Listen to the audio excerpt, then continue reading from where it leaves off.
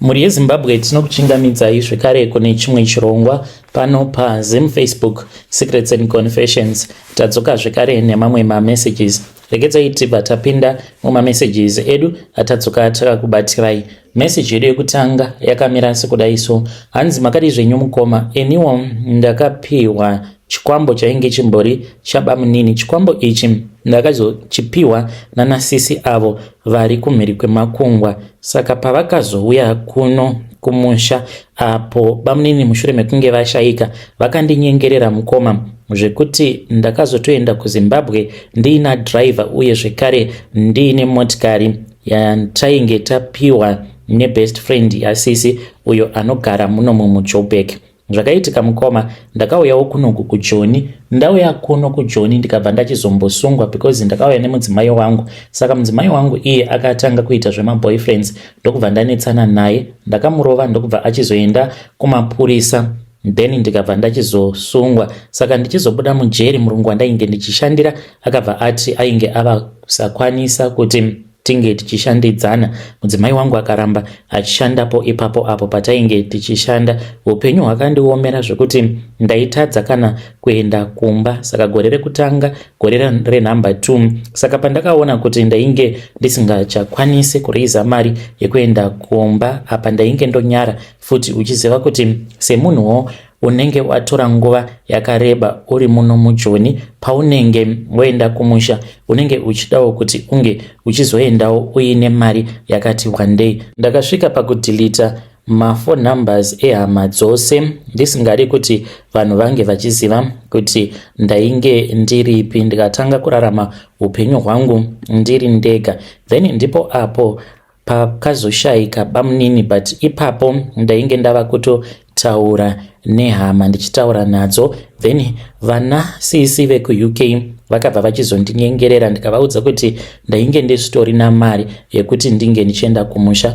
plus ndainge ndichitonyara futi kuti handikwanisi kuti ndinge ndichiendako kumusha kwacho apa ndisina mari. Then vakabva vachizondiudza kuti vainge vachida kuti ndinge ndichizotaura nebest friend yavo. Then ndakazotaura navo madha vaya vakanditi ndinge ndichienda kumba kwavo. Ndakaendako kumba kwavo vakabva vachizonditi ndainge ndichazoenda kuZimbabwe nadriver. Pakadaro mukoma ndakaonawo kuti zvainge zviri nani kuti ndinge ndichienda kumusha. Ndakasvika ndikaona kuti vanhu vainge vakandimirira. Ndopa ndakaona kuti kana kuri kunzi unenge uine chivanhu chaunenge uchifanira kuti unge uchiita zvechokwadi, kunyangwe vanenge vari mbinga dzemumhuri vanokumiririra kusvika wasvika. Vanasisi ava vainge vachitya kuti kana baba vavo vakavigwa zvinhu izvi zvisati zvagamuchidzwa, wacho aifanira kuti ange achizosara nazvo, vaikwanisa kuzotambudzwa nazvo zvinhu zvavo. Ndakazoti ndava kumusha ndakatorwa tikaenda kumochwari. Ndakaenda kumochwari ndakapfeka imwe sutu yavo bamunini, asi ndakazosiya jaketi ravo kumochwari. Sutu iyi ndakaipiwa the night before tisati taenda kumochwari neumwe muzukuru akati sekuru, hanzi munofanira kuti munge muchizopfeka sutu iyi. Ndokubva ndachizoitora paya. Mangwana acho makuseni ndakamuka ndikageza ndikatorovawo mucheno, ndokubva tachizobuda paya nanasisi vekuUK.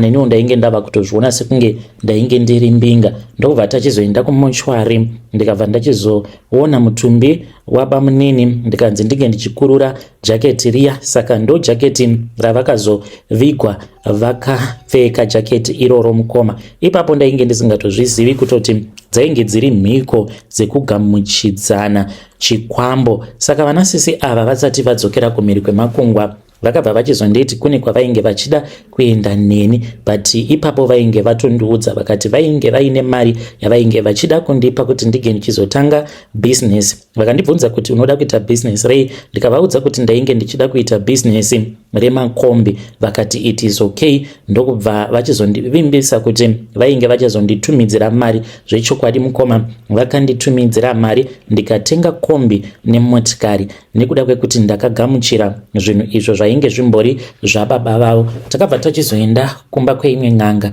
vakabva vachizondiudza kuti n'anga yacho iyo yatainge tafambira ainge ari muzukuru wen'anga iyo yakarombesa bamunini baba vavo, but bamunini ava pavakaromba havana kunge vakazviziva kuti kwainge kuri kutoromba kwavainge vachiita. Vaitongofungidzira kuti vari kungopiwawo mushonga wekuti vange vachisimbisa mabusinesses avo. Vaiva vaine mabuchari uye zvekare vainge vaine mapurazi, saka wainge uri mushonga wekuti zvipfuwo zvisazongofa uye zvekare vange vachizokwanisa kubudirira. Then zvinhu izvi zvakabva zvachizopanduka, saka hanzvadzi dzangu dzakagara dzatondiudza kuti wainge uri mutemo wababa wavo apo pazvainge zvichiri kufamba kuti gore roga roga paiurawa mabhuru maviri, then vachidya nyama mbishi zvekare nekuzouraya mbudzi pakati pegore. So kubva zvavakazotadza kuita saizvozvo ndo pakatanga kufiwa mumhuri. Vakandibvunza kuti munozvigamuchira here izvi? Ndikati hongu vanasisi, ini hangu ndinokwanisa kuzvigamuchira because ndakaona kuti zvainge zvakafanana. Ndikatofara kuti vainge vasarudza inini pane vamwe vose avo vari mumhuri vainge vachitambudzika. Saka ndakabva ndachizopinda mudare ndikapiwa tsvimbo yandinogara nayo, but haina kukura zvayo tsvimbo iyoyo. Ndinotofamba ndiinayo motikari, inogara mubhuti remotikari yangu. Tsvimbo iyoyo inoshanduka kuita nyoka. Ndiwo wainge umbori mushonga uyo wainge uchishandisiwa nabamunini kwava kuchizopanduka. Kana mukaposta nyaya yangu ndiseveseiwo, ndichange ndichizotevererawo ndiri mucomment section. Hey, vedare ndo message iyo yandakatumidzirwa ichibva kuna mukoma vedu avo. Hanzi kana paine chivanhu icho chekuti vanhu vanenge vachida kuti unge uchichiita, hanzi vanhu vanokupa respect, vanenge vachikuremekedza. Ngatizamei kuti tinge tichitaura navo mucomment section. Zvakangooma hazvo veduwe. Regedzai tibva taenda panyedu inotevera. Nyedu inotevera yakamira sekudai so. Hanzi makadi zvenyu mukoma, ndinokumbirawo kuti munge muchindiposterawo nyaya yangu makavigawo chitupa changu. Ininiwo ndauyawo pano ndiine confession yangu iyo yandiinayo. Ndinoda kureurura izvo zvandakaita murume wandainge ndichifambidzana naye. Basa rake rainge riri rekudhiraivha matrack, saka takangosanganawo mukoma ndokubva achizondipfimba. Iniwo ndakabva ndachizomuda nemwoyo wangu wose, but sezvo iye ainge akati it was just a relationship, ndainge ndichingozvishingisa ndichingoti relationship hakuna kwainosvika. Nekufamba kwenguva ndainge ndava kumuda, saka ndakamboedza kufamba kuti anga achirambana nemudzimai wake. Pandakaona kuti zvainge zvaramba, ndipo pandakabva ndachizomukuvadza. Kutaura kudai akatoremara, mukoma basa rakapera. Yo, vedare ndo message iyo yandakatumidzirwa ichibva kuna vahanzvadzi vedu. Ndakavabvunza kuti zvino nai vahanzvadzi, sezvo makazomukuvadza akaremara, then what? Ivo vari kuti mushure mekunge ndamuremadza akabva achizotanga kundinyengerera. Dambudziko ravapo mukoma nderekuti kunyange ndainge ndichimuda hangu, but ini mukoma ndavawo nemunhu wandiri kufambidzana naye, relationship ichangotanga, saka ndava kumudadira murume uyu, zvinova zviri zvinhu zviri kumurwadza. Yo, pakaipa. Let us try to speak with her in the comment section. Hanzi hazvigadzirisike because akatoremara murume iyeye. Regedzai tibva taenda panyedu inotevera. Nyedu inotevera yakamira sekudai. Hanzi mukoma mauya zvakanaka. Ininiwo ndakapiwa mari neimwe n'anga mushure mekunge ndaenda kunovhizita kumusha ndichida kungoonawo amai vangu. This was after ndauya kuno kwandiri. Handikuudzei kuti ndiripi, asi muchangoti kumiri kwemakungwa. So ndakauya kuno mukoma, then ndokubva ndachizongoramba ndichingotaura nen'anga iyo yakandibatsira. Sekuru ivavo mukoma vanorapa, ende vazhinji venyu munovaziva, vanowanikwa paYouTube. Saka ndakatanga kuvaziva mainge muri mugore ra2021 pandakatangawo kushanda pamwe painge paine wifi. Saka ndakabva ndachizotanga kupindawo pamaYouTube ndichingoonawo zvirongwa zvakasiyana-siyana. Ndipo apo pandakabva ndachizosanganawo nechannel yenyu. Zvekare ndaiva ndiine imwe channel yandisingatauri hangu nezita, reumwe murume aifamba achiita zvekuinterviewa n'anga. Zvadaro ndakabva ndachizotanga kutaura nen'anga iya mushure mekunge ndaona mafone numbers pascreen, ndokubva ndachizoudzwa mari dzacho dzainge dzichidiwa. Ndainge ndagara ndiine pfungwa dzekuda kubuda muAfrica. Mari yavakandiudza yainge yakawanda, yaitova iri mari yekuti ndaishanda nearly 4 months mukoma ndisingabati kana sent pasalary kuti ndikwanise kuunganidza mari yavainge vachida. Saka ndakazongotanga kungodana nawo nechimwe chimunhu changu mushure mekunge vanditumidzira mushonga. Ndakavaudza kuti sekuru mari yamuri kuda ndinokwanisa kuiwana, but zvinotoda manditsvakirawo mushonga wekuti ndiwane murume anenge achindichengeta. Vakabva vanditi chindipa 200 US, ndokubva ndatumidzira mari. Vakabva vachizonditumidzira mushonga wavakandiudza kuti ndaifanira kuti ndinge ndichizoushandisa sei. Ndikatanga kuushandisa, pavarume vose avo vandainge ndichidanana navo mukoma vaitondipa mari inenge yakaenzana nepei yangu iya yandaizopiwa nemuIndia wandainge ndichishandira, ndo yandainge ndichiisa hangu pasite. Ndakati ndakwanisa kuunganidza hafu yemari yacho kwava kuchizoenda kuZimbabwe, ndokubva ndachizotaura navo vakagamuchira hafu iya,